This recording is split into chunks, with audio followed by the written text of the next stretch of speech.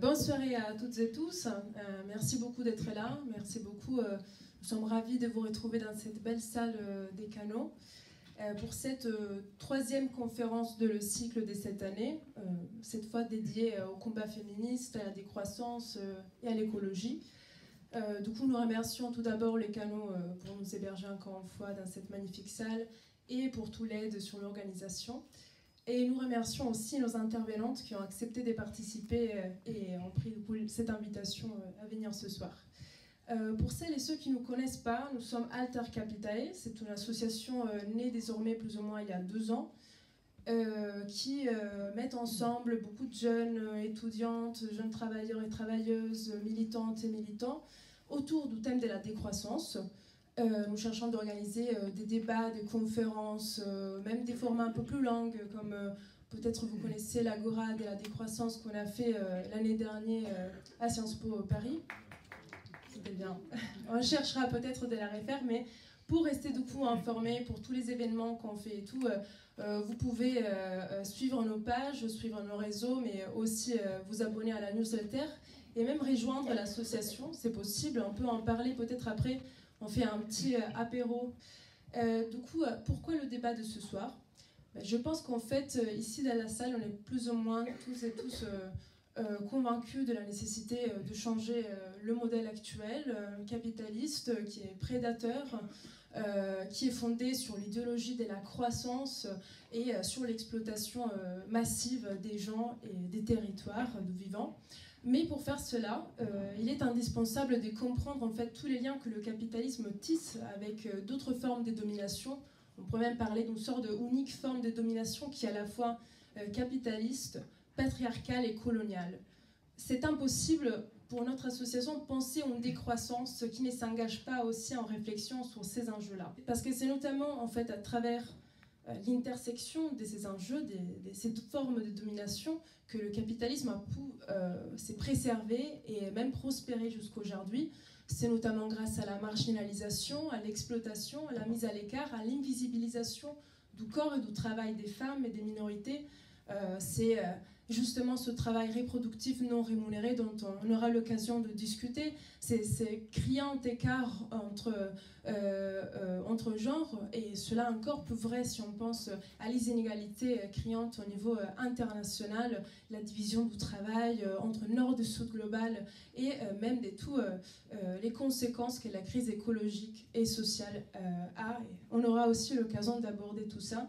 Du coup, comprendre en fait le lien entre les formes de domination, mais aussi du coup les perspectives pour converger, pour lutter, et à la fois en portant un combat qui soit décroissante, mais aussi féministe, écoféministe, marxiste, tout ce qu'on va voir ce soir.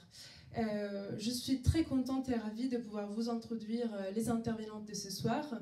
Nous avons avec nous Geneviève Provost. Vous êtes sociologue du travail du genre au Centre d'études du mouvement sociaux à l'HESS et directrice de recherche au CNRS, et autrice de nombreux ouvrages, dont le dernier qui vient de paraître pour les éditions de la Découverte en 2024, La subsistance au quotidien, compter ceux qui comptent. C'est là. Et voilà. Magnifique. Nous avons également Fanny Galot avec nous. Vous êtes historienne, maîtresse des conférences à l'université Paris-Est-Créteil, co-responsable du département d'histoire à l'Institut de la Boétie. Et aussi, un bouquin vient de paraître, Mobiliser, une histoire féministe des contestations populaires aux éditions Seuil. C'est mars 2024. Voilà. Et Caroline Veil, vous êtes militante féministe en France et au Pérou, militante syndicale à Solidaire, doctorante en anthropologie sur les rapports sociaux du sexe en contexte minier dans la région andine de Cusco, au Pérou. Voilà. J'aimerais bien commencer cette conférence avec une question pour Geneviève Provost. Alors merci encore d'ailleurs. Dans votre bouquin, pas celui-là que vous venez de nous montrer, mais Quotidien politique, féminisme, écologie et subsistance, vous retracez en fait le passage du travail de subsistance au travail domestique. Et vous parlez notamment d'un phénomène en nom anglais le housewifisation de la femme. Alors je demande comment on est arrivé là et quelles sont les conséquences pour les femmes. Peut-être ça va ? Oui, vous m'entendez ? Oui.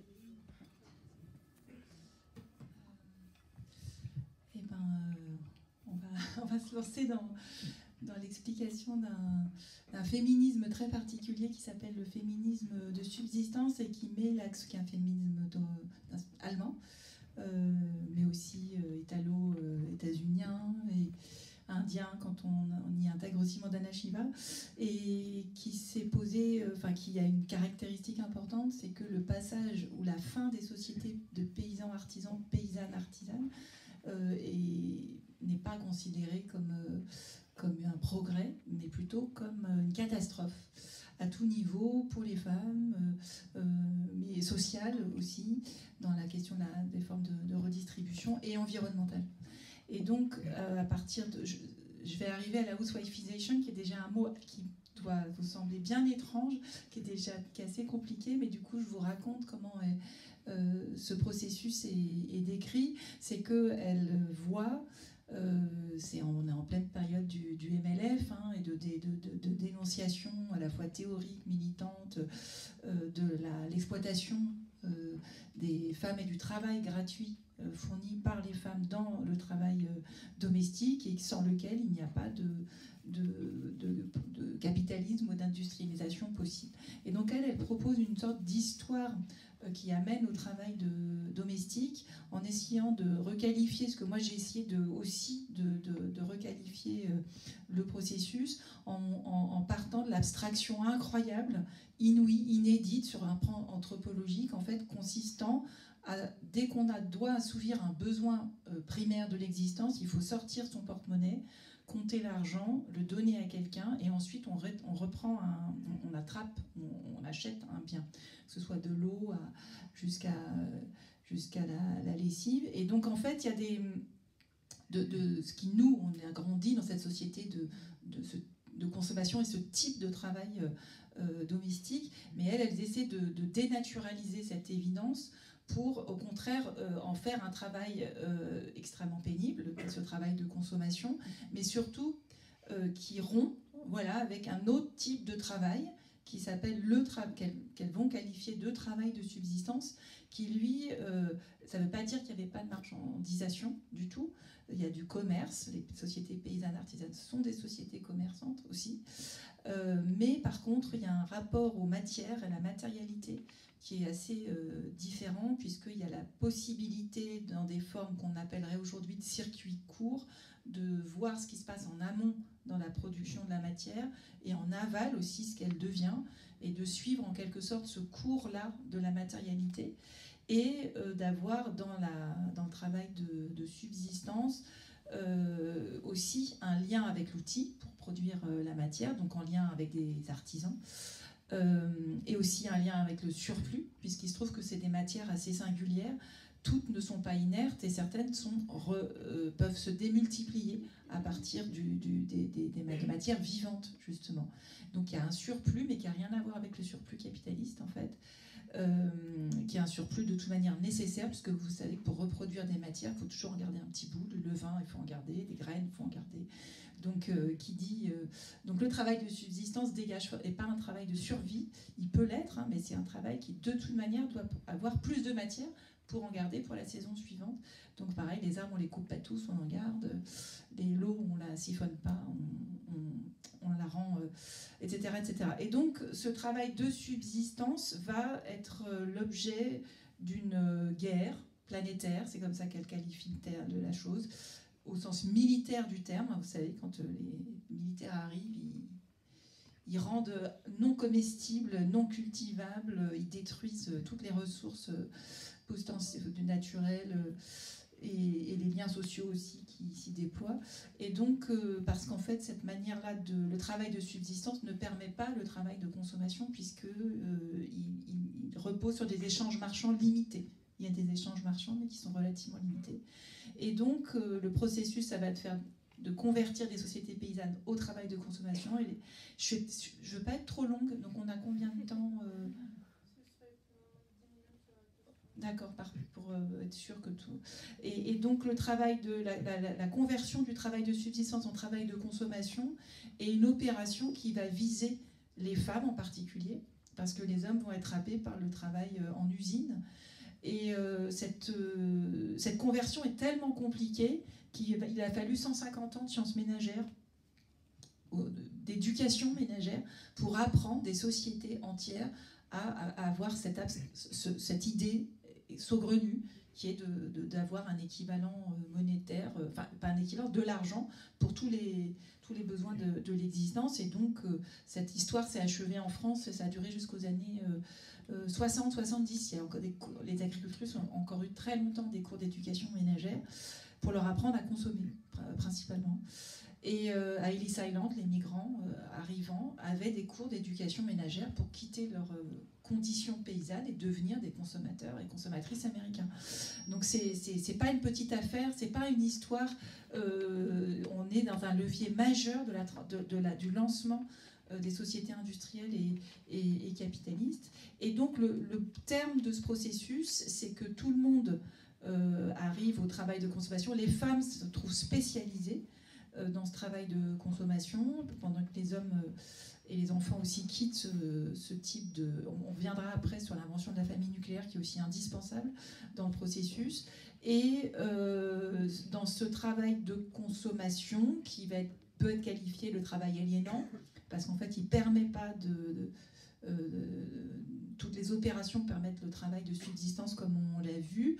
La dernière phase du processus, c'est ce que ces féministes allemandes vont appeler la housewifeisation, c'est-à-dire cette invention de la femme au foyer, mais c'est-à-dire que les salariés vont devoir tous être aussi dévoués que des femmes au foyer. C'est-à-dire qu'on a beaucoup considéré que l'étalon nouveau, ça allait être le salariat pour les femmes, qui donc vont aspirer à être salariées, alors qu'en fait, le but ultime du salariat, c'est que tout le monde soit salarié en étant aussi dévoué que les femmes au foyer qui ne comptent pas leurs heures, pas leur temps, donnent leur vitesse, se saignent en fait carrément pour l'entreprise familiale nucléaire. Et donc la figure majeure pour ces féministes-là n'est donc pas finalement ni le prolétaire ni le salarié, mais vraiment la femme au foyer, puisque c'est la salariée idéale. Elle n'est pas payée, pas ou peu, et en plus elle est dévouée.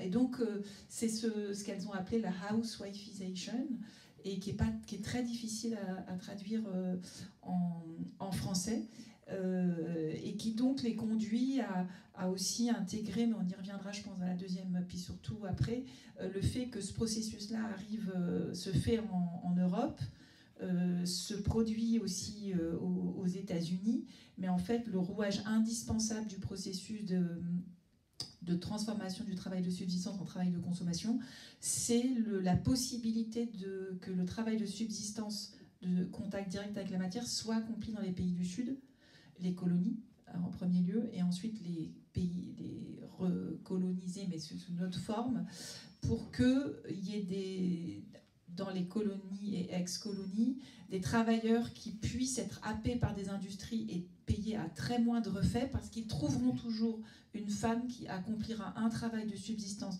en nature permettant de moins payer, puisqu'une partie du travail est accomplie.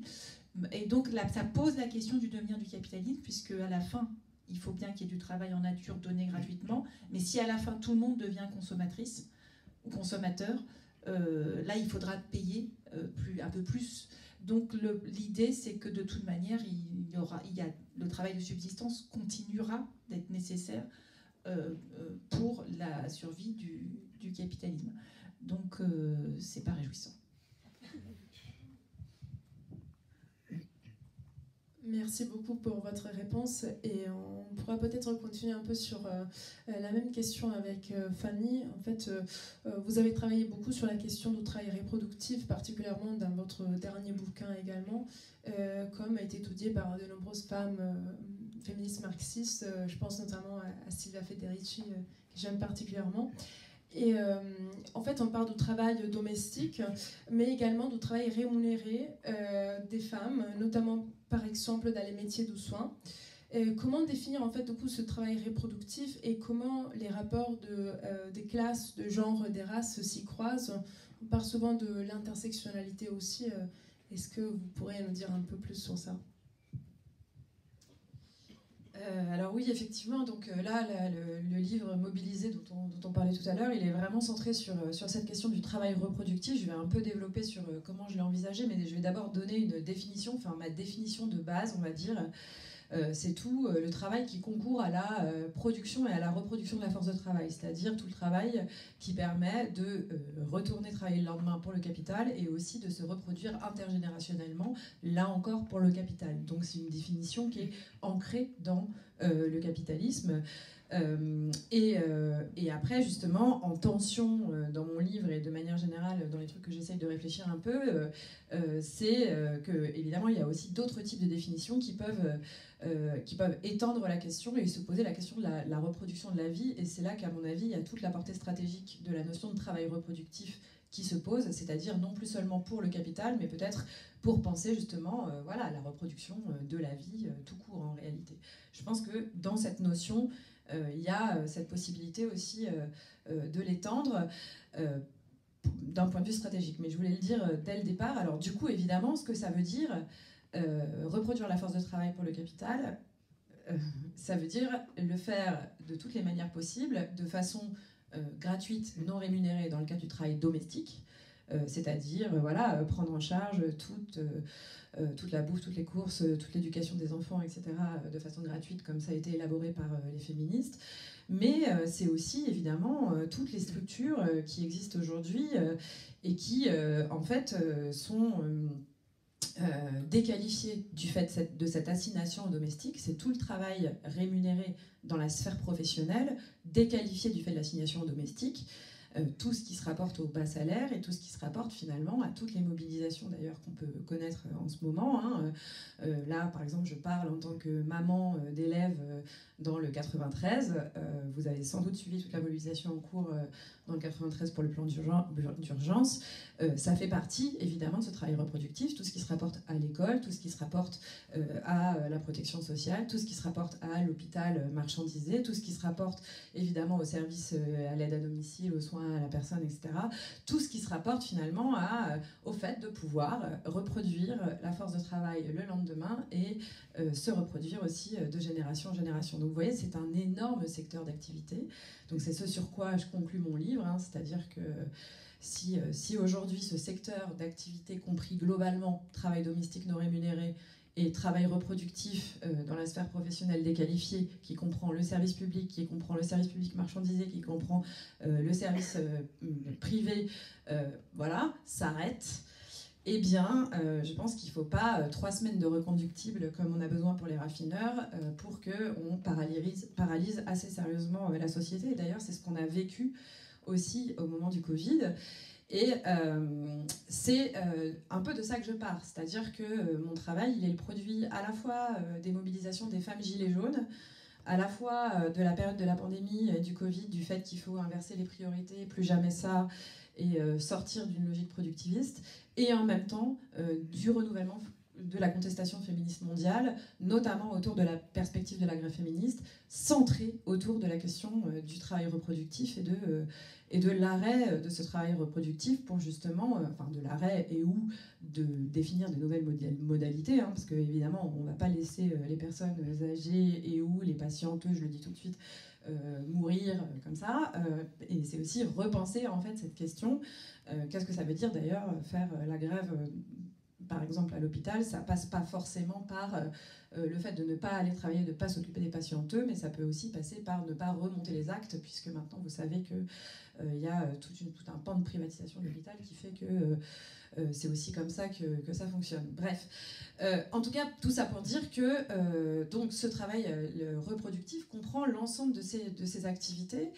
Et moi, je trouve que c'est le penser ensemble, ça permet vraiment de poser des questions stratégiques, ça vous l'avez vu, puisque je suis allée direct dessus, mais aussi revisiter finalement tout un tas de mobilisations, ne serait-ce que dans l'histoire récente, et c'est ce que moi j'ai fait.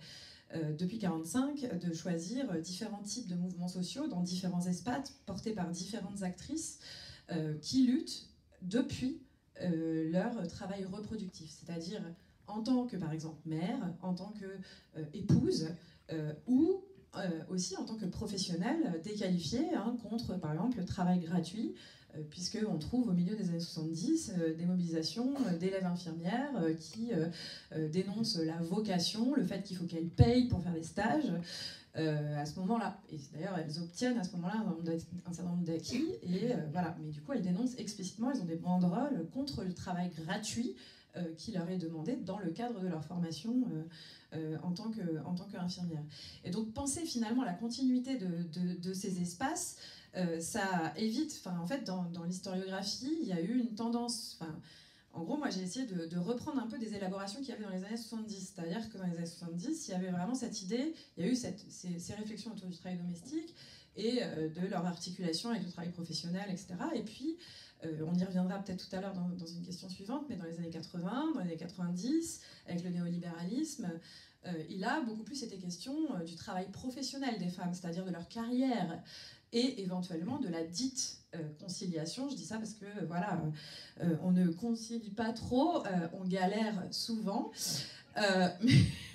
Donc là, en fait, l'idée, c'est de reprendre ensemble l'ensemble de ces dimensions qui sont fondamentalement liées, et aussi d'ailleurs de pas seulement penser les choses en termes de revendications qui peuvent être élaborées, mais aussi en termes de répercussions que ça a sur ces organisations, ces différents types de mouvements sociaux.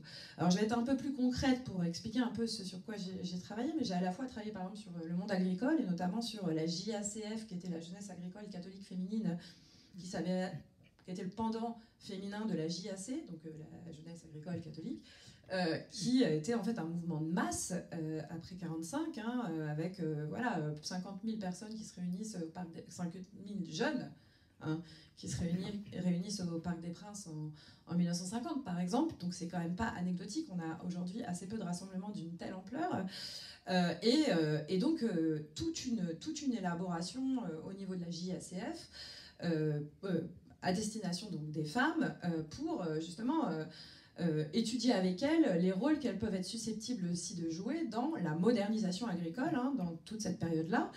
Par exemple, comment on leur demande et on les forme. Alors il y a plein d'éléments sur leur travail émotionnel. Qu'est-ce que ça doit être une jeune fille dans le monde agricole, et comment ça doit faire attention à telle personne au village, etc. Et tout. Bon, et puis il y a aussi l'argent, et donc effectivement inviter. Donc à ce moment-là, il n'est pas question d'agricultrice, ça n'existe pas.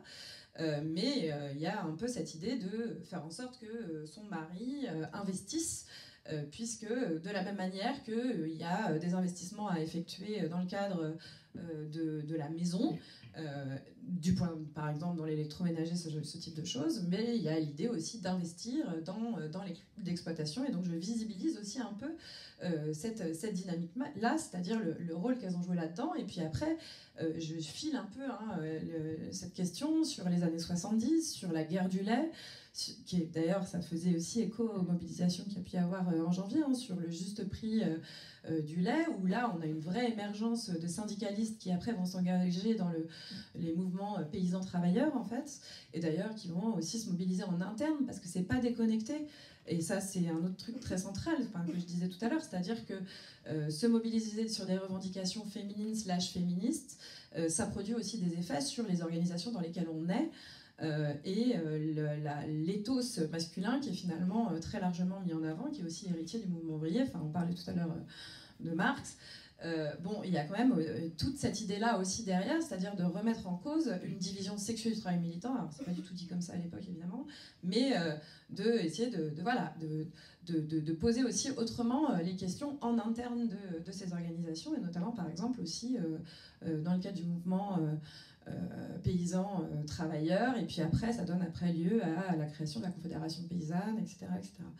Donc ça, c'est un cas, mais je travaille aussi, par exemple, sur les mobilisations dans les quartiers populaires des femmes issues du catholicisme social, qui est le mouvement des familles, qui structure finalement la vie des classes populaires dans les quartiers populaires, et qui en fait se mobilisent notamment autour des questions liées au cadre de vie sur la base de leur travail domestique. C'est-à-dire que par exemple là, même en termes de perspectives de recherche, on s'aperçoit que en ce moment on est en pleine mobilisation contre la 69. Eh bien, en réalité, dans les années 60, il y avait déjà des mobilisations contre la création d'autoroutes, ou tout un tas de mobilisations qui étaient en lien avec la question du cadre de vie, en lien avec la question des enfants dans le quartier, en fait. et comment justement on essaye de pas seulement penser la question du travail professionnel, mais penser aussi l'habitat, penser aussi la question de l'urbanisme, penser aussi toutes les pollutions et toutes ces questions. Et voilà, bon, donc je travaille par exemple aussi, j'évoque, alors il y a des choses, ça c'est vraiment des apports originaux de mon travail, mais évidemment j'évoque aussi des recherches qui ont été faites, je synthétise aussi d'autres contestations. Par exemple, j'évoque les mobilisations des mères contre le nucléaire, notamment à Plogoff, mais ça avait déjà aussi été travaillé par d'autres. Mais en tant que mère, en tant que femme de marin, en tant que mère, on se mobilise contre l'implantation d'une centrale nucléaire sur la base de justement son travail domestique, non rémunéré en réalité, c'est-à-dire pour se poser aussi la question de ses enfants, etc. Et puis je termine, puisque c'était ça ta question, et après j'arrête. Voilà. Évidemment, il y a tout un enjeu. Donc là, j'ai parlé de différents types d'espaces, quartiers populaires, espaces ruraux. Mais évidemment, il y a aussi tout l'enjeu après, tout ce qui se rapporte à la perspective intersectionnelle et aussi à la division du travail et la division sexuée du travail et comment elle se noue aussi à une division ethno-raciale du travail, de fait. Donc ça, c'est des choses qui commencent à émerger commencent à émerger dans les années 70 de différentes manières, mais j'évoque par exemple une association qui s'appelle les Nana Beurre au début des années 80, qui se mobilise qui s'organise pareil dans des quartiers populaires après la marche pour l'égalité contre le racisme, avec l'idée de structurer aussi donc des jeunes filles ou des femmes victimes de violences dans les quartiers populaires sur la base du sexisme et du racisme articulé en fait. Et en même temps du surcoût finalement dans une perspective matérialiste en termes de travail domestique que ça produit, le fait de non seulement assumer tout un tas de travaux gratuits comme les autres, mais en plus de devoir aussi travailler à l'intégration entre guillemets de leurs enfants, notamment avec des cours d'alphabétisation, avec tout un tas d'éléments de ce type-là. Et puis je termine après, je continue, je reviens aussi sur les femmes sans papiers, sur les mobilisations plus récentes des AESH ou des ATSEM qui, pour la région parisienne et d'autres académies, sont aussi beaucoup des personnes racisées et où il y a effectivement, du point de vue du travail reproductif, aussi une articulation, une perspective intersectionnelle à travailler, puisqu'on voit que ce sont aussi des femmes qui sont assignées à ce type de tâches, encore une fois, du fait de la naturalisation des compétences et du fait de l'assignation domestique, donc à des types de tâches qui se rapportent au travail reproductif au quotidien. Merci, ça donne vraiment envie de le lire. Et maintenant, le cadre un peu qu'on a posé dans ces deux questions, comme Geneviève disait tout à l'heure, a été rendu possible aussi par cette division internationale de travail, par un nord global et un sud global. Cette division, on comprend bien, c'est basé aussi sur une logique d'exploitation et d'extraction de la valeur, réellement au détriment des populations locales. Et aujourd'hui, une fois de plus, le voyant avec la transition énergétique, pour une économie des croissances vertes, cela engendre évidemment un besoin de nouvelles matières, de minerais critiques, l'or, le cuivre, le lithium, qui est grandissant. Et cela a des conséquences évidemment désastreuses pour les populations locales, pour les peuples autochtones en Amérique du Sud. Particulièrement, on va parler le cas de votre thèse. On n'a pas dit tout à l'heure, mais vous vivez du coup en partie de l'année en France, en autre partie pour faire votre terrain au Pérou. Mais les conséquences sont assez importantes, particulièrement pour les femmes. Est-ce que tu pourrais nous dire un peu plus sur ta recherche ? Oui, merci beaucoup et merci à vos deux interventions. Effectivement, il y a beaucoup de choses à dialoguer et il y a un certain nombre de passerelles que je vois dans nos travaux. Oui, donc moi, ça fait une dizaine d'années que je suis entre la France et le Pérou. J'y vis la moitié de l'année et ça fait tout ce temps-là que je travaille sur la question de l'extractivisme parce que c'est un peu au cœur des débats politiques les plus enflammés. Et il me semble vraiment intéressant d'étudier ce phénomène-là parce que quand on parle de capitalisme, le capitalisme a une base tout à fait matérielle Et il me semble que l'extractivisme, c'est vraiment la colonne vertébrale de ce capitalisme international, et même en termes historiques, c'est-à-dire que des auteurs comme Horacio Machado, par exemple, a montré dans son bouquin Potosí al Origen la genèse de l'activité minière, la mise au travail forcé des peuples dans les mines comme celle de Potosí, qui se sont par la suite reproduits au moment des indépendances avec l'exploitation du sucre, avec l'exploitation du guano, l'exploitation du caoutchouc dans des grands latifundios. Et en fait, Machado montre à quel point le capitalisme s'est forgé, et l'État-nation moderne en tant que régulateur et promoteur du capitalisme naissant vraiment a pris naissance dans les mines de Potosí. Et en fait, aujourd'hui, cette logique de l'extraction des matières premières issues notamment d'Amérique latine, mais après bien sûr d'Afrique et d'Asie, se perpétue. On a des économies nationales qui sont largement basées sur l'exportation de matières premières, principalement le minerai, le gaz, le pétrole, etc. Et en fait, qu'est-ce que l'extractivisme implique en termes internationaux? C'est d'une part l'externalisation des pollutions vers le sud, parce que l'extractivisme implique des énormes quantités d'eau mélangées avec la roche et des produits toxiques. C'est des pollutions intrinsèques au mode et aux méthodes de production de toutes ces matières premières, et qui sont depuis toujours essentielles. L'or a financé les guerres européennes pendant tout le 15e, 16e, 17e siècle, mais aujourd'hui encore, typiquement la transition énergétique, effectivement, qui est tellement promue en Europe comme le futur vert vers lequel tout le monde doit tendre pour arrêter de brûler des carburants fossiles. Mais en réalité, pour produire des panneaux photovoltaïques ou des voitures électriques, il faut de l'or dans les microprocesseurs, il faut du cuivre et de l'argent dans les câbles conducteurs, il faut du lithium et du cobalt dans les batteries, de l'étain pour les soudures. Et donc effectivement, depuis environ 5 ans, avec cette course à la transition énergétique pour un avenir plus vert au nord, il faut encore plus piller les ressources, polluer et déposséder au sud.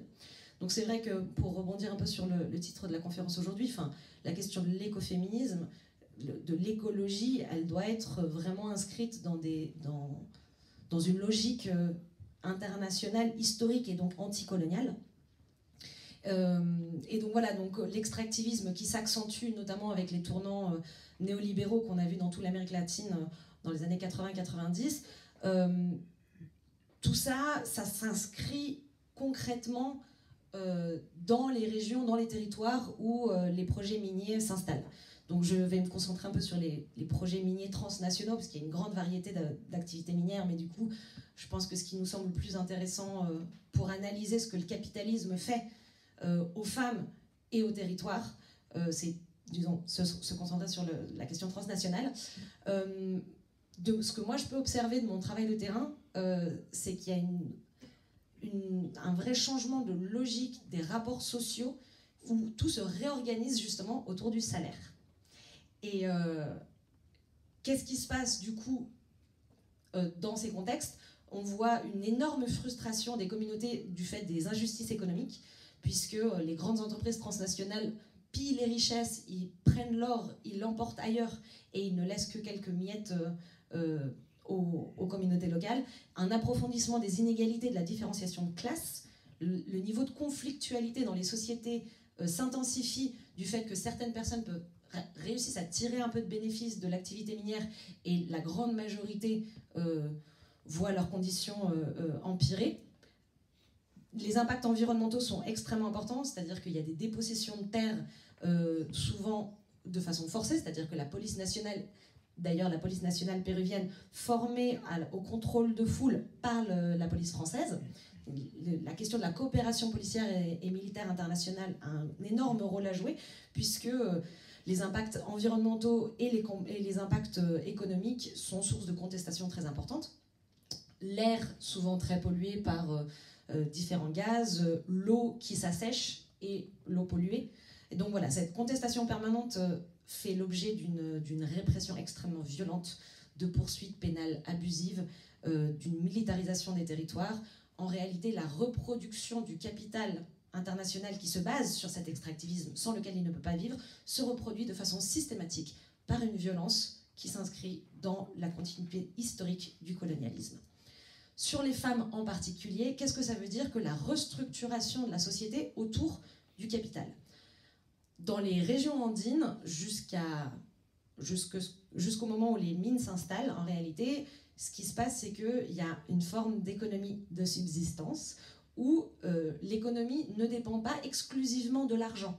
C'est-à-dire que pour accéder à des biens et des services, il y a des mécanismes traditionnels, comme par exemple le troc, 1 kilo de patates contre 1 kilo de maïs, ou l'AINI, c'est-à-dire qu'aujourd'hui, on va, toi et moi, travailler dans ton champ, et demain, tu viens avec moi travailler dans mon champ.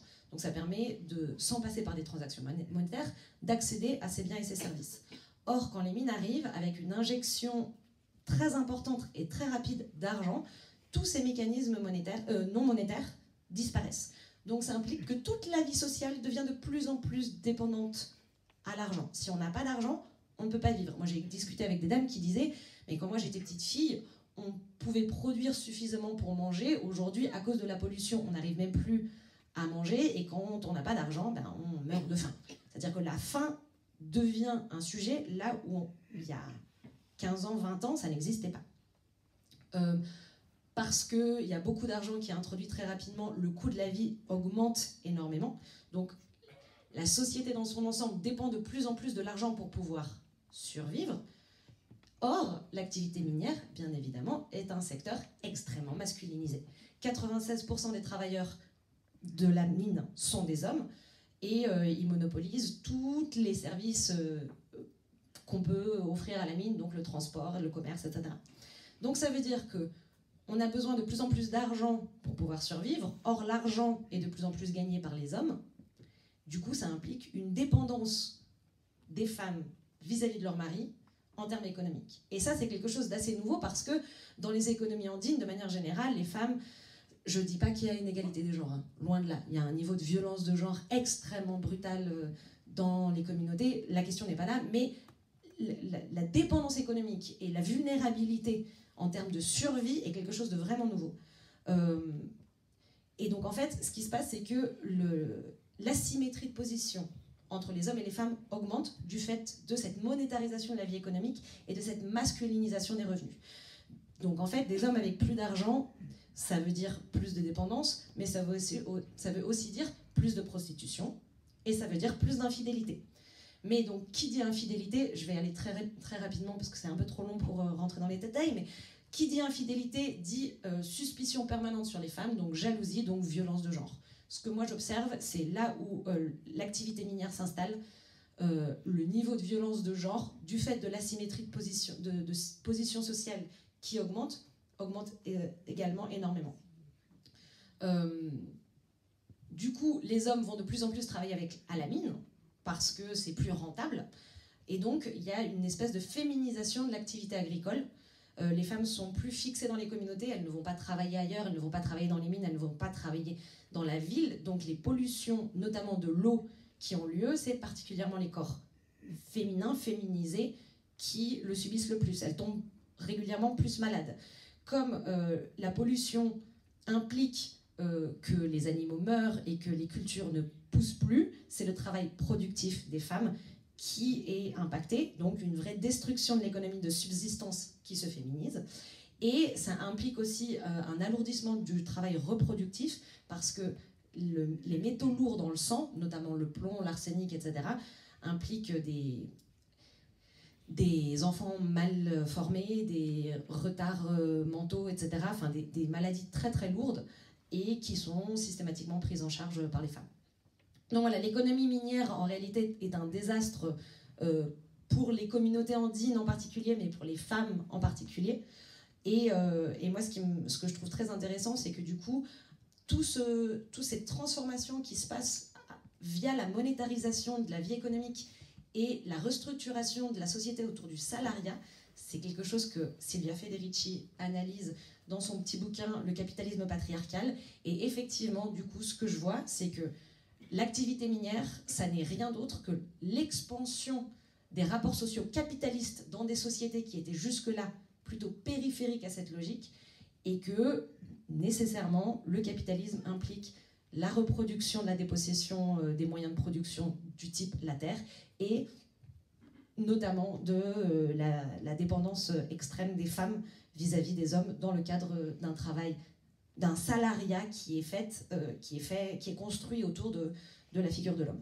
Donc, moi, ce que je trouve important, du coup, de tout ce que je tire de mon travail de thèse, un peu, c'est à la fois la dimension internationale de la reproduction capitaliste, et que la question environnementale, c'est de fait une question de travail et une question d'économie. Donc, en fait, être écoféministe, c'est avoir un regard profondément anticapitaliste sur la façon dont il se reproduit.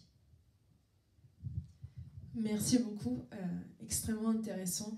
Je pense que avec ces 3 interventions, nous avons bien compris mieux les liens en fait qu'on voit entre tous ces systèmes de domination qu'on retrouve en France, comme on retrouve à l'international, partout dans le monde. Alors, Geneviève, le progrès a souvent été pensé comme une forme d'émancipation en fait, de toutes les tâches liées à la subsistance.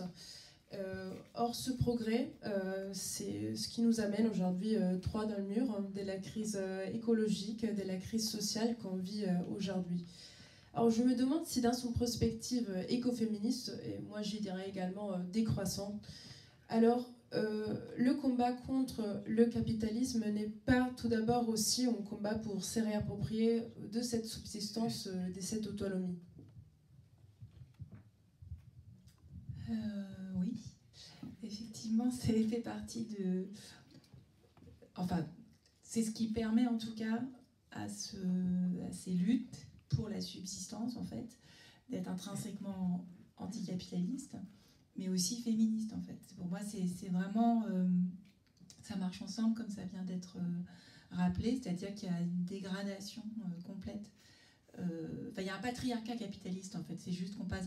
Il ne faut pas romanticiser ce qui se passe avant, c'est juste que le capitalisme est patriarcal. Voilà, c'est une forme de patriarcat très, très puissante et qui effectivement, donc ça ne veut pas dire qu'il n'y a pas eu un régime d'égalité en droit pour les femmes qui existe, mais ce que explique aussi la perspective de la subsistance, c'est que qu'est-ce que l'égalité en droit s'il n'y a pas un accès égalitaire à un territoire de subsistance, en l'occurrence non pollué, non ultra masculinisé, non mis en capitalisme, etc. Donc un accès à un territoire vivable, en fait, et partageable de subsistance. Du coup, quand le terme de décroissance, ça me... Enfin, si je reste dans une perspective de subsistance et que je pars du principe, c'est exactement ce que tu viens de décrire, qu'on n'avait pas de fin. C'était pas des sociétés égalitaires nécessairement, mais la fin n'était pas le sujet, en tout cas, qui était très d'actualité pour ces communautés andines. On peut donc se dire qu'on avait des formes d'abondance. Enfin, suffisamment, en tout cas, pour que la faim ne se pose pas. Ce n'était pas des sociétés de survie. Ce que souvent on imagine, quand on imagine des peuples autochtones ou des sociétés paysannes, on se dit ah là là, ils avaient faim, ils avaient mal partout, ils avaient le corps détruit, et aujourd'hui on leur apporte le super travail, enfin voilà, des très bonnes conditions de travail. Moi il me semble que si le capitalisme avait amélioré nos conditions de travail, ça se... Enfin, je sais pas, moi ça saurait, mais en tout cas ce que veut dire, en tout cas il y a du travail, voilà. Moi je crois que ce qui nous réunit, c'est qu'on voit bien qu'il y a du travail, et donc la question c'est, puisqu'il faut bien travailler, œuvrer, fabriquer des tas de choses, mettre en jeu son corps physiquement, et puis le faire collectivement, donc il n'y a rien qui coule de source et rien qui tombe du ciel. Les sociétés d'abondance sont des sociétés de gens qui ont ouvragés, quoi, qui ont vraiment mis tout leur corps en jeu pour tirer ce qu'il fallait de leur milieu, d'un milieu naturel qui n'est rien de naturel, qui est hyper transformé, domestiqué. Donc ça, c'est du travail. Mais il est possible qu'il y a des types de travaux qui permettent de tirer une certaine abondance. Et de l'abondance, pas simplement parce qu'il y en a suffisamment. Et donc c'est pour ça que c'est pas la décroissance, c'est comme si on devait se limiter, alors que là c'est d'autres formes, au contraire, mais c'est aussi des abondances de liens, d'entraide, de relations, monde, abondance aussi de relations avec d'autres qu'humains, parce qu'en fait, le travail, c'est à la fois hyper masculinisé, hyper genré, d'une certaine manière, il est approprié par les hommes, et il s'est débarrassé aussi d'auxiliaires, enfin, d'autres êtres, qui sont des animaux et des plantes, dont moi je pense, enfin, le mot travail n'est pas adéquat si on est dans une logique marxiste, mais en tout cas avec lesquels il y avait un compagnonnage, pour reprendre des termes de Donna Haraway, qui fait d'une nature-culture quelque chose de profondément ancré, et qui permettent aussi de diminuer la charge de travail. Et ça, je pense que c'est aussi, donc en fait, société de travail, donc, enfin, comment dire, moi, la société de subsistance, c'est du travail qui augmente pour tout le monde. Enfin, donc c'est pas très... Mais du travail de subsistance, qu'il faut repartager, parce que là, il n'est pas partagé, le travail de subsistance. Il est délocalisé dans des pays où des femmes se retrouvent toutes seules dans les champs, ce qui n'existe pas ailleurs que dans des sociétés qui vont en voie de capitalisation, de capitalisme, où là, elles se retrouvent toutes seules sur un front où en fait, il y a plusieurs générations, il y a des animaux, il y a évidemment plusieurs genres aussi qui cohabitent pour travailler sur ce territoire de subsistance. Donc, en fait, c'est répartir le travail de subsistance entre les sexes, entre les âges, c'est aussi, enfin, voilà, c'est pas... Et pas... donc, en fait, c'est une augmentation du travail pour justement il soit moindre pour tout le monde.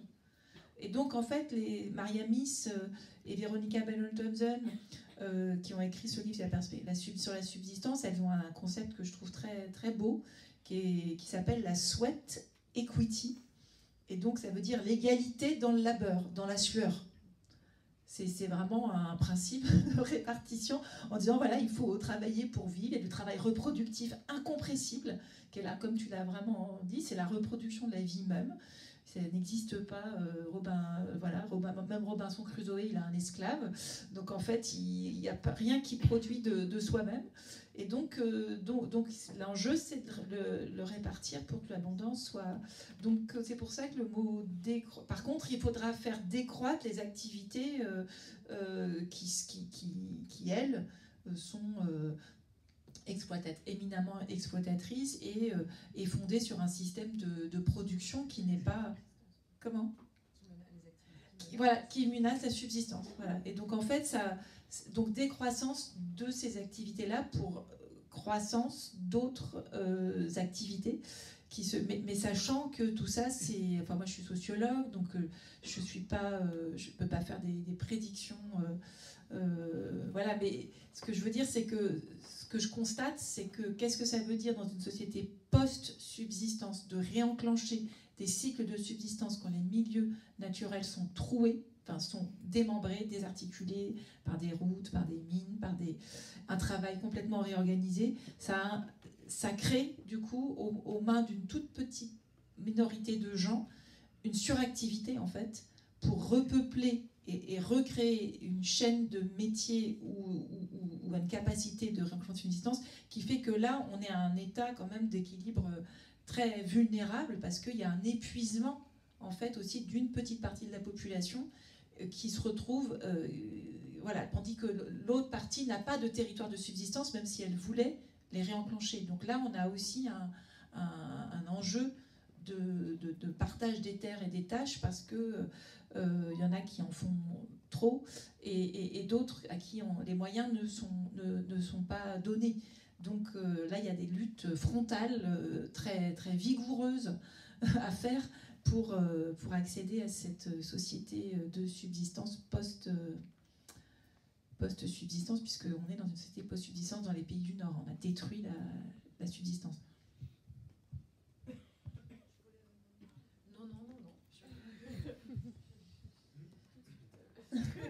Merci beaucoup, Geneviève.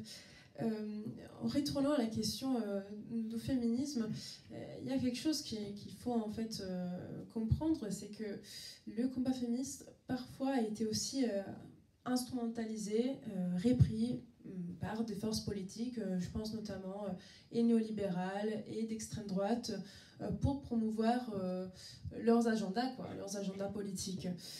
C'est le cas par exemple du fémonationalisme qui utilise les revendications de l'égalité des genres pour en fait promouvoir un programme et raciste, islamophobe. Et en fait, l'idée, c'est toujours de continuer à maintenir le système tel qu'il est. Du coup, toutes les structures matérielles des productions et des reproductions sociales, dont on parlait tout à l'heure, par en fait cette appropriation instrumentalisée du féminisme. Est-ce que vous voyez en fait dans ça un risque? Comment on peut comprendre ce phénomène? Oui, alors, plusieurs points sur cette question. Alors effectivement, tout à l'heure, ça a été rappelé aussi, l'écoféminisme est un anticapitalisme, c'est-à-dire être même fondamentalement, on ne peut pas être féministe aujourd'hui sans envisager finalement une alternative au capitalisme en réalité, si on est conséquenteux. Mais il y a, et ça, je pense que tout le monde l'a remarqué ici, des usages des féminismes qui sont faits de différentes façons et avec d'autres logiques. Alors déjà, c'est difficile en fait de répondre à ta question parce qu'il y a plein de trucs qui peuvent être évoqués, mais donc dans moi, ce qui m'intéresse aussi, peut-être, je vais parler à plusieurs titres là avec différentes casquettes, mais en tant qu'historienne d'abord, le background de mes recherches sur depuis 45 jusqu'à aujourd'hui ou depuis 68 jusqu'à aujourd'hui, c'est vraiment le tournant néolibéral. Et justement, tout à l'heure, j'ai pas mal insisté sur le fait que dans les années 70, il y a eu des élaborations donc, féministes qui étaient justement conséquentes et qui du coup faisaient le lien avec faisait le lien entre travail domestique et travail professionnel, et du coup remettait fondamentalement en cause de ce fait-là l'organisation du travail telle qu'elle était, telle qu'elle fonctionnait dans le capitalisme. Mais finalement, avec le tournant néolibéral, le nouvel esprit du capitalisme, la réappropriation de certaines critiques, etc., il y a tout un pendant qui était quand même, qui mettait vraiment en cause cette organisation du travail, qui a été oublié, ce qui a donné lieu à des images que vous connaissez sans doute, les images de l'executive woman, de la working girl, de la femme des années 80, de Elle a fait un bébé toute seule, de toutes ces chansons des années 80 qui rendent vraiment bien visible finalement le fait que beaucoup de femmes de classe moyenne supérieure sont finalement devenues des hommes comme les autres, c'est-à-dire se sont fondues dans le moule de l'organisation du travail au masculin, conditionnant ça au fait que le travail domestique qui leur était assigné antérieurement est dorénavant assigné à d'autres femmes qui sont souvent d'ailleurs racisées dans le cadre d'une division internationale du travail, etc. Et donc il y a ce phénomène-là qui s'est passé dans les années 80 et qui s'est poursuivi, qui se poursuit. Je ne sais pas si vous avez vu, c'est un peu la blague que je fais depuis cet été, mais j'imagine qu'ici vous êtes quand même peut-être nombreuses peut-être à avoir vu Barbie. En tout cas, c'est un film qui a eu un certain écho. Eh bien, le monde de Barbie, c'est un monde de chirurgiennes, de présidentes, de tout ça, de tout un tas de femmes de couche moyenne supérieure. Alors oui, vous allez me dire, il y a une femme qui sort les poubelles, je sais parce que du coup j'étais attentive à cette question, et il y a, à un moment donné, ils ouvrent un truc d'infirmière, là, donc on va dire, il y a une infirmière, quoi. Mais moi, dans le monde de Barbie, je trouve pas d'enfants, je trouve pas de personnes âgées, je trouve pas de tout ce qui se fait, finalement, la reproduction de la société, en fait. Donc c'est un monde, le monde de Barbie, c'est un monde d'hommes comme les autres, c'est-à-dire c'est un monde qui se fond dans cette organisation du travail, qui invisibilise complètement la reproduction sociale, qui fait que finalement c'est une question qui n'est pas pensée, qui est du coup gratuite, qui est invisibilisée, qui est déqualifiée, qui est tout ce que je disais. Et donc ça, c'est vraiment une logique totalement néolibérale, qui est d'ailleurs, qui est travaillée en ce moment aussi en sociologie. Par exemple, il y a une collègue qui s'appelle Sophie Pochy qui parle de féminisme de marché, de lobbying de femmes alors pas forcément chef d'entreprise, mais en tout cas cadre, voilà, et qui du coup impose un certain nombre de règles pour finalement réussir à être des hommes comme les autres, performantes, disponibles, tout un tas d'éléments qu'on nous demande dans le néolibéralisme actuel. Et du coup, voilà, donc ce féminisme de marché qui est finalement, et elle l'explique très bien, je vous invite à lire ce qu'elle écrit, une égalité élitiste pour certaines, voilà, au détriment de la grande majorité. Parce que là, du coup, j'ai vite fait le passage des années 80, mais dans le même temps, on a, pour favoriser la dite conciliation, la mise en place du temps partiel, la mise en place des CDD, la déréglementation du travail et la précarisation. Et donc là, on a toutes les femmes des classes populaires racisées qui s'engouffrent pour concilier, parce qu'elles ont... Il faut qu'elles concilient donc dans ce temps partiel qui fait qu'on est dans cette situation aujourd'hui. Voilà, on a depuis 1972, je sais pas, j'ai jamais compté, mais je sais pas combien de lois sur les questions d'égalité professionnelle. Voilà. Aujourd'hui, grâce à Copé-Zimmermann, figurez-vous qu'on a la parité dans les CA des entreprises du CAC 40. Bon. Super, sauf que on est quand même dans une situation qui est catastrophique du point de vue de l'inégalité salariale, des inégalités professionnelles. On est toujours dans une société, enfin, je ne vais pas refaire tout ce qu'on a déjà un peu évoqué, mais qui est quand même très largement fondée sur l'invisibilisation du travail reproductif, la déqualification dans la sphère professionnelle, et puis le fait que ça continue de porter principalement sur les femmes des classes populaires. Donc voilà, en fait, on se retrouve avec des politiques publiques qui font des effets de com', des effets d'annonce, qui ne remettent pas fondamentalement en cause cette organisation du travail. Et je pense que, du coup, évidemment, en même temps, il y a toutes les politiques fémonationalistes. Alors, l'idée de fémonationalisme, il y a eu un livre de Sarah Faris qui a été traduit en français il y a quelques années, qui s'appelle Au nom des femmes, qui fait justement qui travaille sur plusieurs pays européens, notamment la France, et qui montre comment en fait on a une instrumentalisation raciste et islamophobe en fait des féminismes, c'est-à-dire des politiques d'égalité, enfin des politiques en faveur des femmes qui vont aller stigmatiser notamment les garçons, les hommes racisés des classes populaires, avec une idée de racialisation du sexisme, c'est super utile. La racialisation du sexisme, c'est pas nous les blancs couche moyenne supérieure, c'est eux qui sont responsables de tous les maux de la société, et c'est eux qui sont sexistes, c'est eux qui sont... donc c'est un vieux discours, c'était déjà présent dans les années 70 aussi, donc en termes d'agression sexuelle, etc. Mais en tout cas, le fémonationalisme, c'est la mise en place de politiques publiques qui vont aller stigmatiser une certaine catégorie de la population sous couvert de discours féministes. Et c'est évidemment ce qui est très largement aujourd'hui repris par le Rassemblement national, mais aussi par la Macronie totalement sans complexe. Il y a différentes sorties à répétition qui vont vraiment dans ce sens-là. Et d'ailleurs, ça a été une autre référence, du coup, comme ça, vous aurez à peu près toutes les références que j'ai sur le sujet, mais c'est une recherche qui a été effectuée par Magali Delessouda, qui parle des nouvelles femmes de droite, donc qui est sortie il y a 2 ans, et qui explique très bien aussi comment ce discours fémonationaliste irrigue justement la renaissance, enfin pas la renaissance, la naissance, enfin l'explosion même, de tout un tas de groupes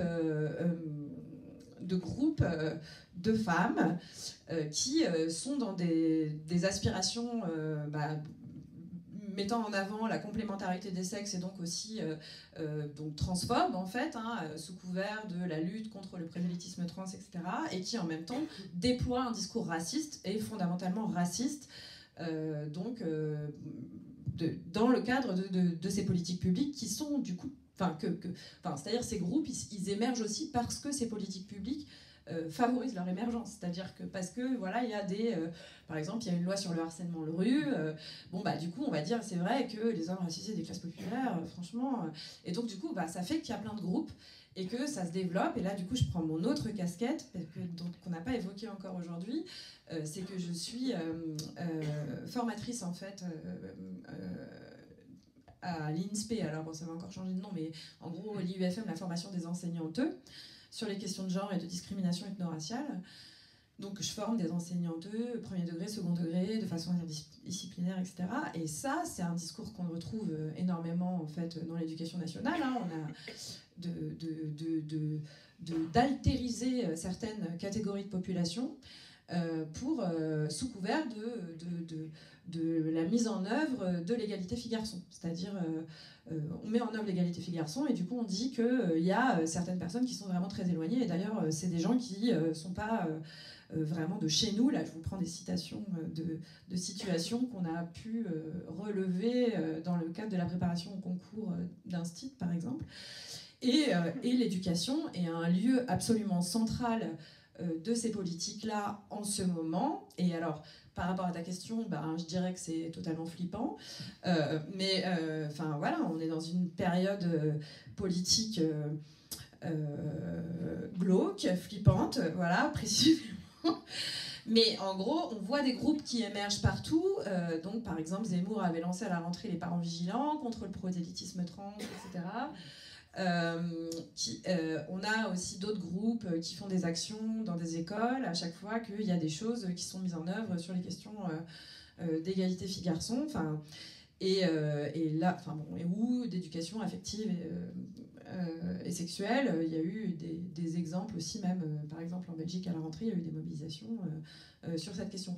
Donc voilà ce que je dirais sur ce point. C'est pas très enthousiasmant en termes de perspective d'alternative, mais je pense que c'est important aussi qu'on ait un peu en tête cette espèce de panorama que je pense que j'ai oublié plein de trucs d'ailleurs, mais vous n'hésiterez pas à compléter.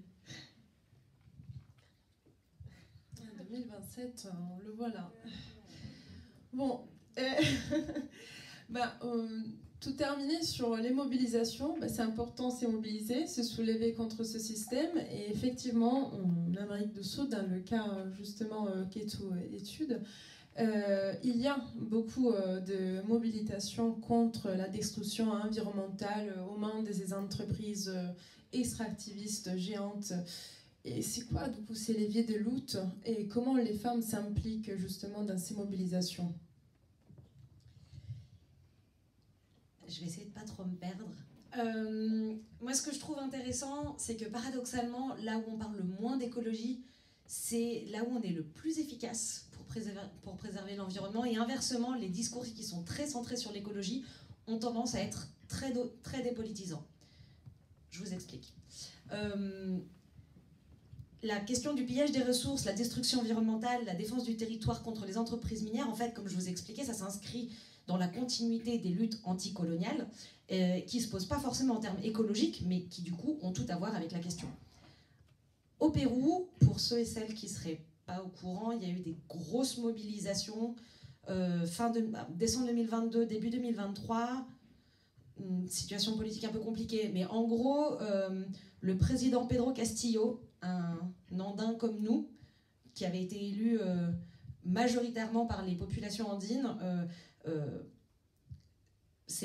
a été destitué et toute la population qui avait voté pour lui est descendue dans les rues et ont commencé à bloquer les routes.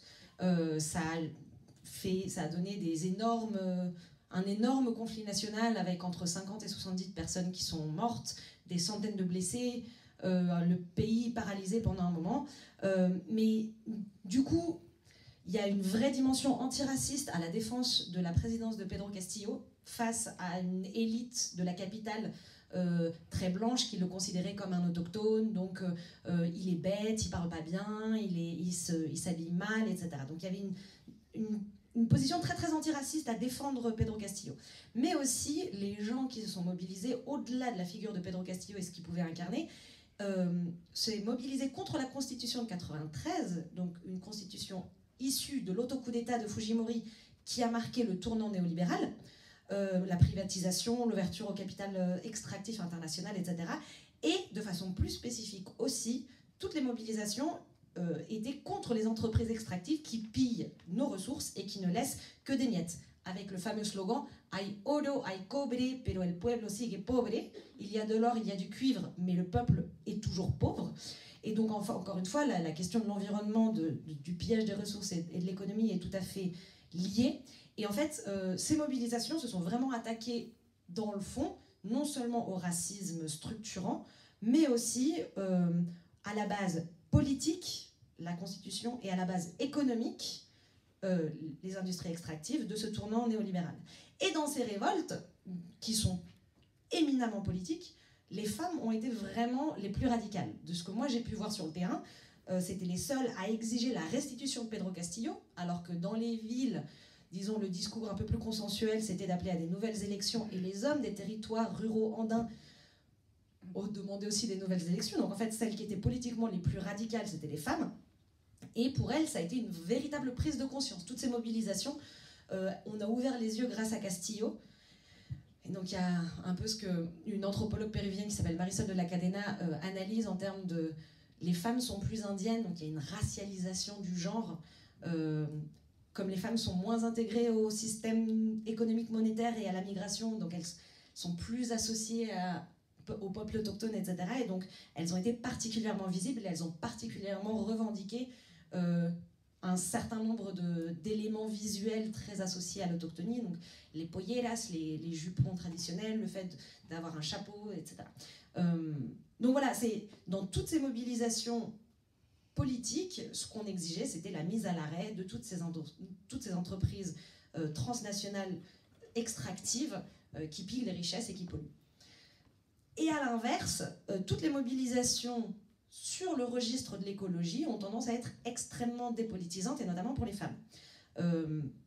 Les hommes, quand ils négocient avec les entreprises transnationales, en réalité, ils mobilisent la question environnementale pour avoir accès à plus de postes. Je vous donne un exemple. Dans la région des Andes centrales, il y avait une communauté qui était polluée par une entreprise minière, et donc je suis allée voir le président de la communauté pour lui demander du coup, qu'est-ce que vous faites face à ça? Il a dit, bah oui, on est pollué, donc on a demandé à l'entreprise de nous donner des postes de travail, des emplois salariés et des vivres. Très bien, je suis allée voir la présidente du Club des maires, c'est l'organisation des femmes la plus répandue, qui m'a dit, bah ouais, mais en fait, demander des postes de travail, ça ne va pas résoudre la question de santé de tous ces enfants qui sont malades. Donc vraiment, par la position des femmes dans la division sexuelle du travail, les femmes portent dans les faits ce genre de préoccupations, mais sont exclues des espaces politiques qui pourraient le revendiquer. Dans ce contexte-là, interviennent les ONG. Par exemple, la plateforme des personnes affectées par les métaux lourds, qui a porté le cas de La Oloya, qui est un cas emblématique. D'ailleurs, la Cour interaméricaine des droits de l'homme vient de rendre son jugement qui condamne l'État péruvien pour ne pas avoir garanti le droit à un environnement sain. Et donc, c'est les ONG qui finissent par légitimer la préoccupation des femmes sur les questions environnementales. Sauf que, du coup, les ONG jouent ce rôle d'intermédiaire où ils les représentent, mais en même temps qu'ils les représentent et qu'ils portent leur voix, les femmes se retrouvent dans une position de subalternité puisqu'elles dépendent des ONG pour pouvoir être représentées. Et d'ailleurs, ça pose un certain nombre de problèmes parce que quand les ONG invitent les femmes à prendre la parole dans la capitale, par exemple, pour que les peuples autochtones aient une voix, etc., ils conditionnent un peu le discours politique qu'elles peuvent avoir parce que c'est eux qui leur payent le billet. Et très souvent, les espaces féminins qui sont financés ou qui sont soutenus par les ONG ont tendance à être très, très dépolitisés. Donc voilà, cette médiatisation des mobilisations, notamment des femmes, par les ONG pose un certain nombre de problèmes.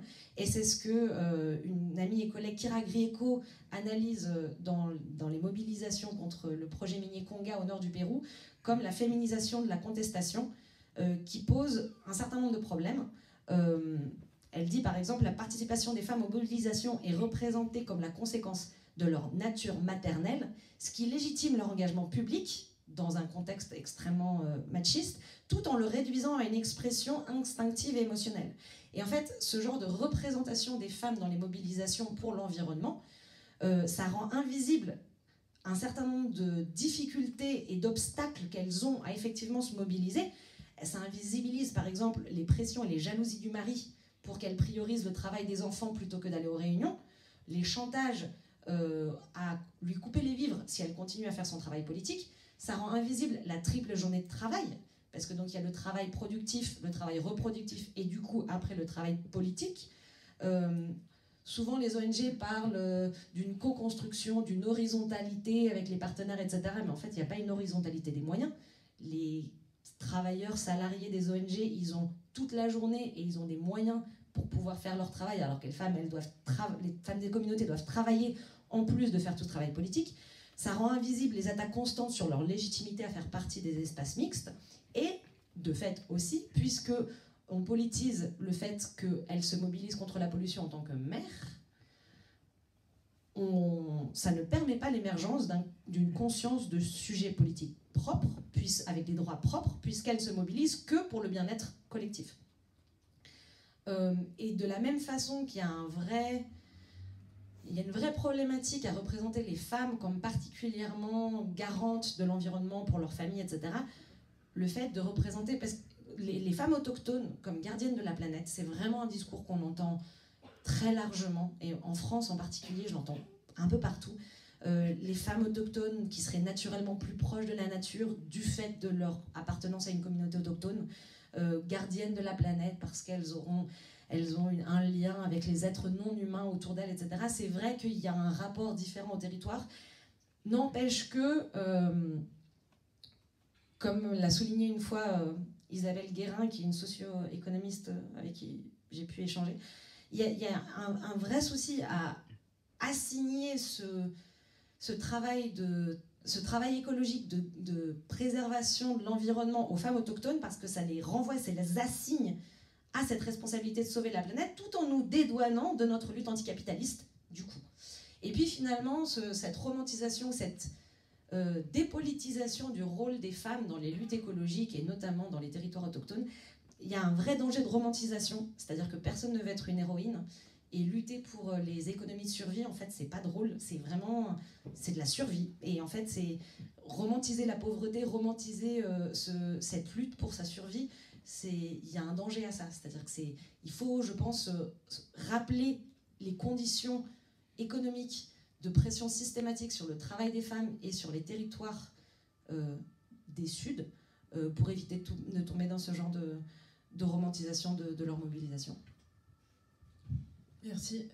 À propos de cette romantisation, je crois que même quand on pense à la crise climatique, il y a une sorte de lecture qu'on s'est fait un peu spectaculaire, comme voilà, ça doit être un grand événement dans le futur, quelques jours, alors que c'est déjà maintenant, et c'est d'abord une question des subsistances, encore une fois.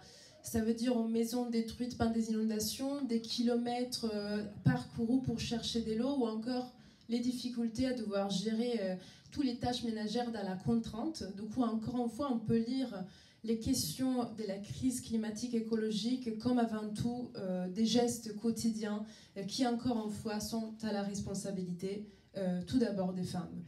Du coup, si on pense à la crise écologique, c'est une question effectivement des classes, mais c'est aussi peut-être une question de genre.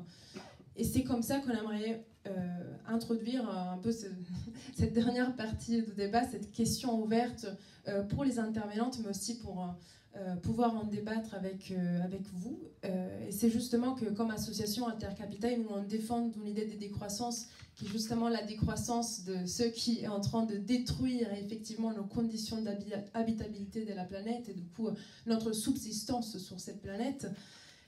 Et on croit que c'est essentiel à voir aussi en regard féministe. D'un point de vue féministe, comment on peut percevoir cette perspective de décroissance? Est-ce qu'une politique décroissante doit tout d'abord être féministe? Est-ce qu'on peut avoir un féminisme qui n'est pas en fait décroissant?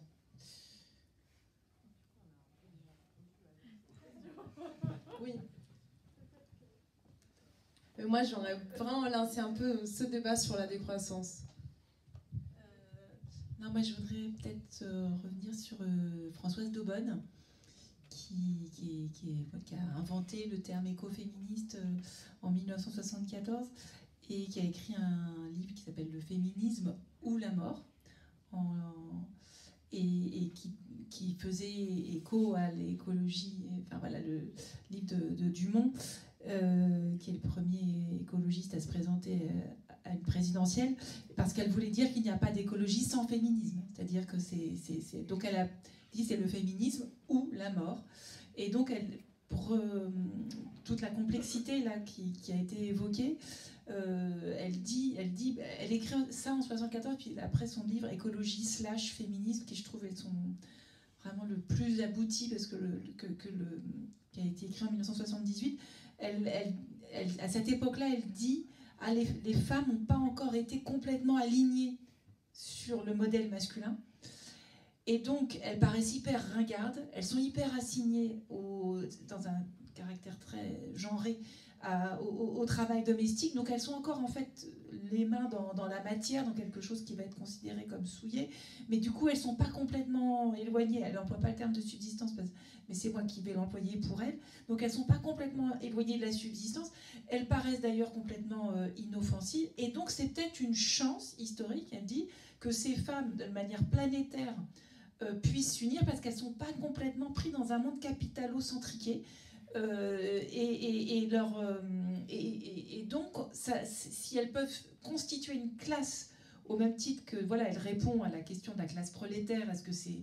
Donc elle en fait une classe, quoi, internationalisée, qui pourrait donc se révolter contre renverser le patriarcat capitaliste, mais non pas du tout pour installer une gynocratie ou un monde féminin où les valeurs féminines l'emporteraient, mais pour arriver à ce que, dont je parlais tout à l'heure, la sweat equity, c'est-à-dire que par contre tout le travail soit vraiment reproductif, productif, redistribué de façon drastiquement équitable. Et elle aussi, elle est contre pour la destruction de la famille. Par ailleurs, elle a beaucoup milité. Donc en fait, ce que je voulais donc dire, c'est que, je trouve ça hyper important de rappeler que, en tout cas, l'écoféminisme, dans sa partie française en tout cas, est féministe. Enfin, je veux dire, l'écoféminisme ne voit pas d'autre issue que l'égalité, en fait, mais pas l'égalité à polluer également la planète, hein, mais l'égalité à la prendre en charge dans toutes ses dimensions. Et donc, c'est aussi un féminisme qui est radicalement anti-nucléaire. Et donc, pourquoi ? Parce que la croissance dite infinie repose sur un shoot électrique permanent. On est drogué à l'électricité. Et il y a et c'est l'atome qui permet cette explosion incroyable, même si on... Et donc ça, c'est aussi, c'est à la fois une arme en plus, c'est aussi bien une source d'énergie qu'une arme de destruction. Donc pour moi, le féminisme... reste, c'est la lutte indissociable, parce que c'est ce qui permet de sortir d'un régime de genre profondément, qui va hyper genrer, hyper naturaliser des formes de solidarité ou d'entraide ou de répartition ou de distribution juste, en l'assignant uniquement aux femmes, en créant même une identité femme dont, comme tu l'as très bien dit, ou comme tu l'as dit, c'est soit on est un homme comme les autres, soit on va se renaturaliser pour défendre l'environnement. Et donc là, ça devient... Donc en fait, c'est pas pour rien non plus que Françoise Daubonne aspire à une société dégenrée, très fluide, parce qu'elle y voit aussi le ferment de l'enfermement, en fait, hein. Mais elle a ce regard en même temps que je trouve intéressant par rapport à elle dit à tout prendre, malgré tout, puisqu'on a assigné les femmes, on a genré ces fameuses valeurs qu'on va qualifier de féminines, qui doivent être totalement partagées, à tout prendre, autant les défendre malgré tout. Voilà. C'est ce qu'elle... mais elle dit ça en 74. Voilà. Enfin, 74, 78, là, je pense qu'on est passé aussi à une autre époque. Peut-être pour continuer la discussion et rebondir un peu, et peut-être aussi d'ailleurs boucler la boucle par rapport à ce que je disais. Alors moi non plus, je n'utilise pas le terme de décroissance, mais ce que j'évoque de façon implicite et que j'essaye de développer de plus en plus, c'est en finir avec une logique productiviste et en gros penser par l'intermédiaire du travail reproductif à la question de l'habitabilité et du coup changer de logique aussi d'ailleurs et passer à un système qui soit plus capitaliste, quoi. Ça c'est un peu l'enjeu. Alors en fait ça charrie plein de questions. C'est-à-dire que ça charrie aussi l'idée de repenser déjà le rapport entre production et reproduction.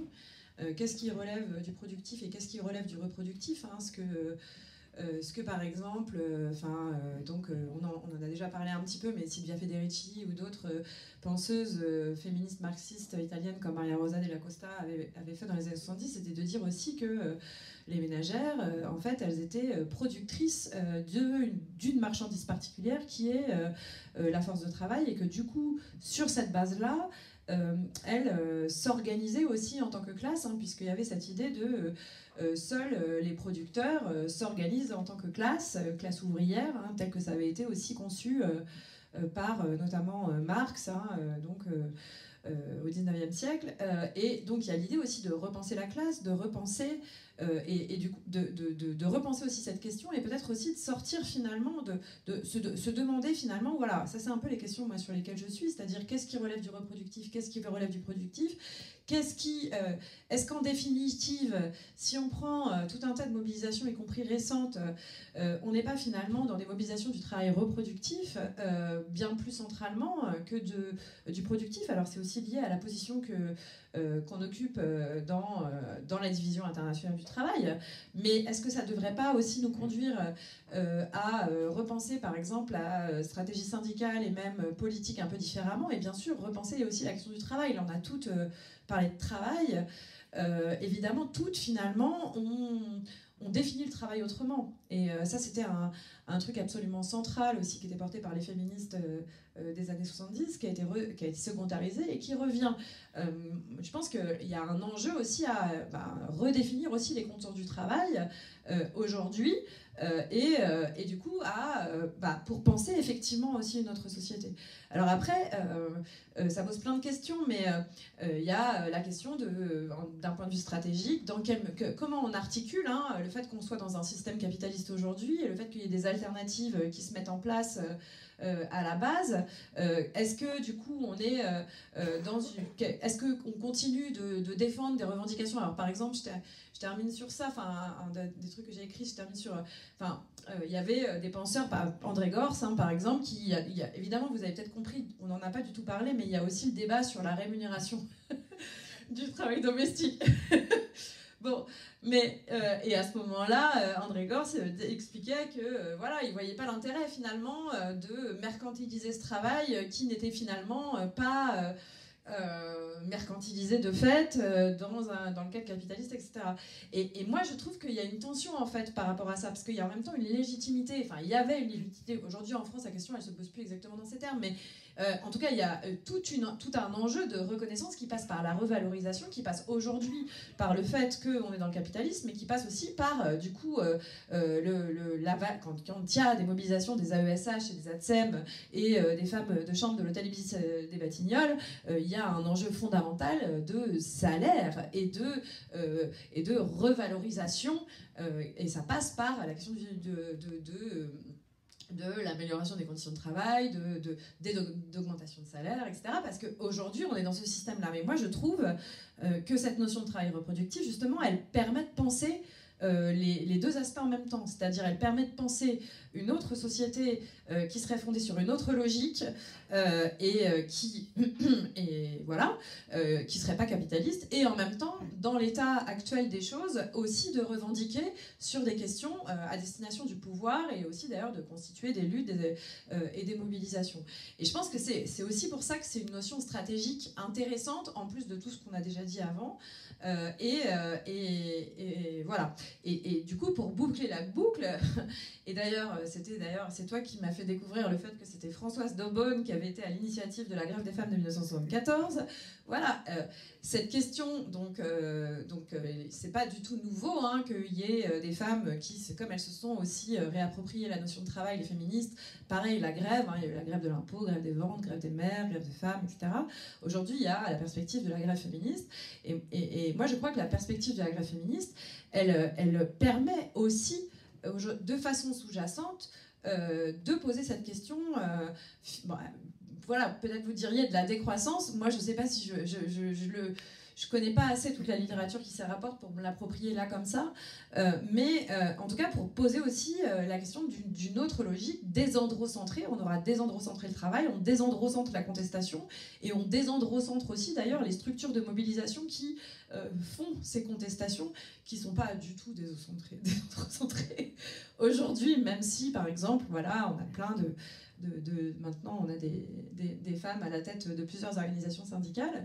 Il y a quand même toujours une logique, un ethos militant qui se rapporte au productif, qui s'est constitué dans le productif, qui s'est constitué dans une certaine image de la classe ouvrière, avec laquelle, il faut en finir en fait aujourd'hui, et c'est ça aussi que porte la grève féministe.